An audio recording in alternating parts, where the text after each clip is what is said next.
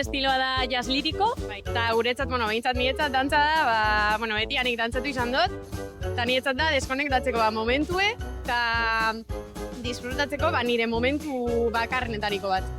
Bai, disfrutatzeko eta jendeagaz egoteko, beste pertsona batzuek konektatzeko bai, momento top.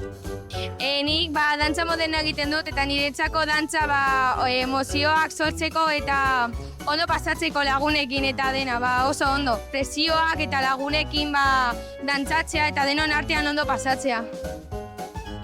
Api, ni urbano dantzatzen dut eta dantza niretzako burua usteko modu bakarra da. Kaixo, gu kontemporanea dantzatzen dugu eta dantza guretzat da ondo pasatzea.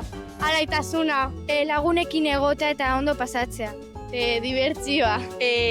Ekipo bat egitea. Maitasuna.